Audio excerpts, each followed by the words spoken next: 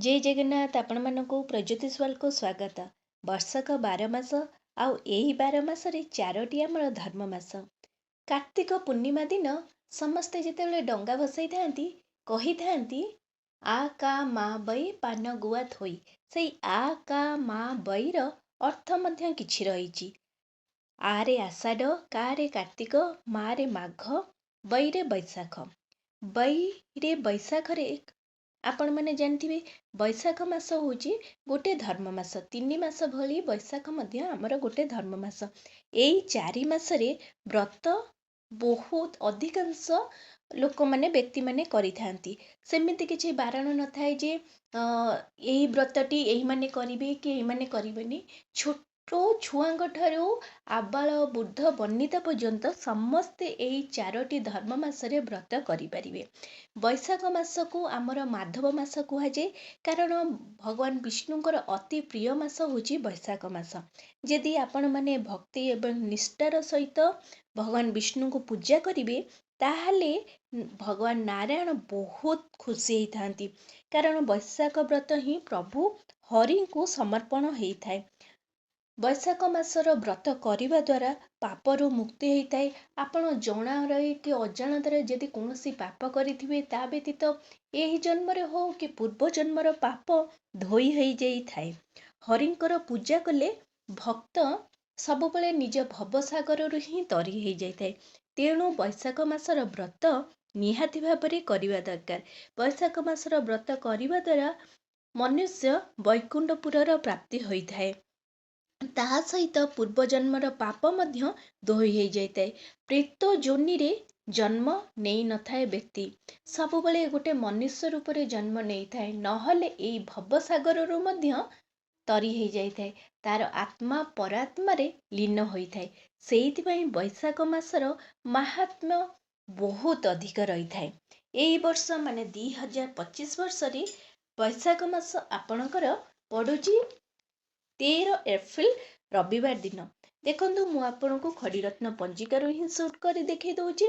चैत्र पूर्णिमा आपणकर 12 एप्रिल शनिवार दिन पड़ची लिखाई चैत्र पूर्णिमा 12 एप्रिल दिन शनिवार दिन तापरे माने पूर्णिमा पर दिन आपण माने देखुथिबे 13 एप्रिल रविवार दिन बैशाख व्रत आरंभ होता है। बैशाख व्रत विशेषकर गोटे मासर व्रत जमती कार्तिक मास आपण माने गोटे मासर व्रत करथांती सेहीपरि बैशाख मासर व्रतटी मध्य गोटे मासर होता है। देखो ये लिखाई 13 एप्रिल रविवार दिन आपणकर पूर्णिमा तिथि मध्य रोचे बैशाख व्रत मध्य आरंभ हो जाउची।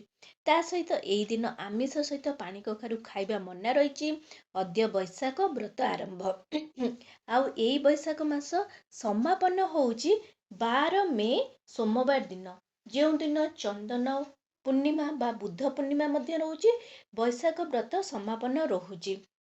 माने 13 एप्रिल रविवार ठारू 12 मई सोमवार पर्यंत आपनको बैशाख व्रत आरंभ आउ समापन मध्य रोहुची।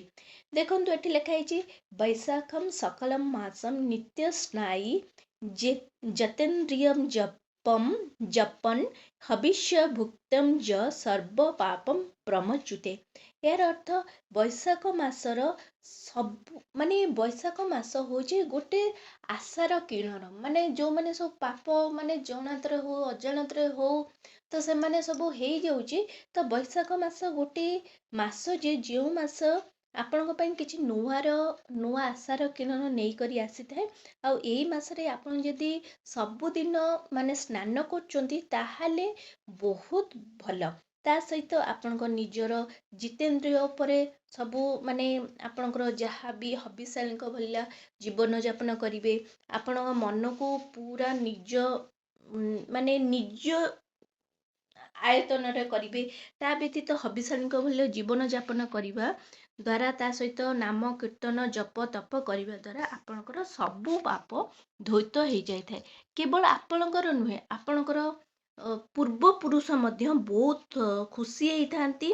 पितृपुरुष मध्य आपणक पई उद्धार मध्य पाई थांती। ता व्यतीत देखंतु एटी लिखाई 12 मे दिन आपणकर रोची जो दिन आपन व्रत समापन रोचे, जो दिन चंदन पूर्णिमा आमर रोचे, बुद्ध पूर्णिमा रोचे, ता व्यतीत से दिन आमिष सहित आपणकर पानी सॉरी पानी कखरे खाइबा मना रही। पूर्णिमार स्नान दान व्रत उपवास सहित चंद्र पूजा कले आपणकर गोटे नीति रोची। ता व्यतीत देखंतु एई मासरे कौन करेनि, एई मासरे आपण देखंतु फास्ट होची कंसा पात्र रे आपण खाइबे नहीं, कंसा पात्र बिल्कुल भी यूज करिवे नहीं, दिन बेला सोइबे नहीं, मिछ कथा मिथ्या कथा काहाको निंदा अपमान देबे नहीं, का नारे मिछ कथा कहिबे नहीं, देहरे तेल पुरुष हुंतु नारी हुंतु देहरे तेल लगेबे नहीं, माने स्वामी स्त्री संग ही रहिबे नहीं। तो जोटा छोट छोट नियम रही जमती कि आमिष खाइबे नहीं, पियाज रसुण मध्य खाइबे नहीं, ता सहित जेतिकी आमर आमिष खाद्य जो मैंने व्रत करूचंती से माने आमिष खाद्य खाइबे नहीं। आमिष खाद्य जमती कि आमर मसूर डाली है, छतु है, एमती बहुत प्रकार जिनस अच्छी जमती खाइबे नहीं, से सब जिनस मध्य आपण पालन करेंगे। जो मैंने व्रत करना से मैंने छोट मोट नियम पालन करेंगे, मिछ कथा कहे नहीं, देहरे तेल लगे नहीं, कंसा पात्र खाइब नहीं, दिन बेला शोइब नहीं, स्वामी स्त्री संग ही रहिबे नहीं। जो मैंने व्रत करचंती तो से माने ए सब नियम पालन करबा निहाती भाबरे दरकार। आउ आपण कौन कह आउ जहाँ आपणकर रहिला माने केमिति तार पूजा विधि गोटे मासर पूजा विधि कौन रही, कौन दान करेंगे, कौन करेंगे, कौन नहीं, मु आपन को नेक्स्ट वीडियो रे कहबी। किंतु आज ये वीडियो रे आपन केती कहूची ता व्यतीत आपन कौन करेंगे, बासी खाद्य खाइबे नहीं, का परर अन्न खाइबे नहीं, पोड़ा पिता ए सब मध्य जिनस किछि खाइबे नहीं।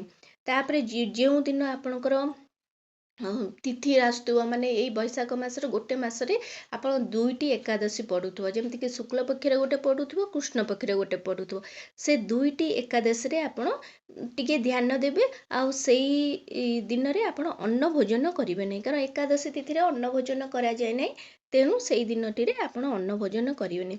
ता व्यतीत अन्य दिन में आप अन्न भोजन करेंगे। ता व्यतीत आपण ए सबू छोट छोट नीति आपन को मानिया को पड़ो। आशा करछि वीडियोटी आपण मानक बहुत पसंद आसथिबो। जदि आछि ताहले एही चैनल को जल्दी करी लाइक शेयर और सब्सक्राइब कर दियंतु। नमस्कार।